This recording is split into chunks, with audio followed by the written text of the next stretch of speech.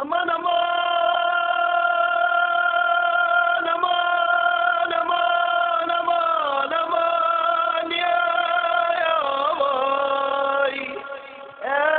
Lili, Lili, Dobrý deň, vítame vás u dobrých receptov z Afganistanu. Dneska by to mala byť dobrá slovenská tradícia palačinka po Slovensku.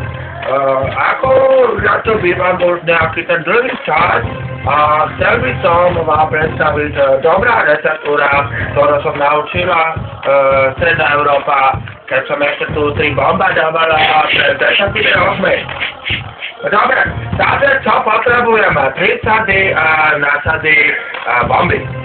Ďalej, teda, hejka predtým, než urobíme teroristický útok, si dáme 1/3 kilogramu polnohrubá múka, ďalej to bude pol litra mliečka, 2 vojcia, neviem, jak sa to povie, štipka soli a štipka cukra.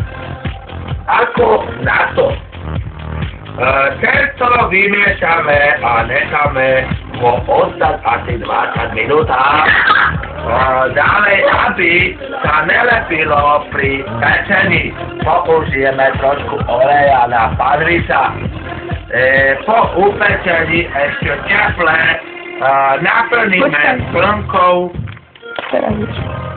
Takže ešte raz. Po upečení môžeme teple naplniť hociakou plnečkou. Najlepšie krvou Židov, lebo my moslimovia nemáme radi Židov. Ochutiť cukrom, ochutiť kečupom, možno ochutiť hocičím, pokažu na sladko. Tak palacinky by bolo najlepšie splniť sladkou a cukrom a oreškami a nejakou sladkou plnka. Ako plnka môže použiť? Ako a akú? Môžeme rôzne druhy lekvárov. Môžeme tvároch do žltky. Môžeme citrónová kôra, puding napríklad, bruchlienka, mleté maso, osmažená cibulka na židovský spôsob. Dusená kapusta, špenát, varená bazúrke, šošovice i omačke sladko-kyslá. Pokiaľ by sme chceli zapiť nejakých Číňanov. Áno.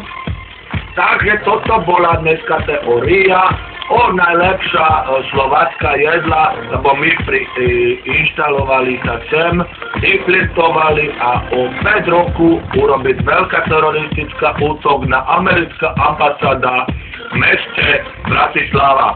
Stop!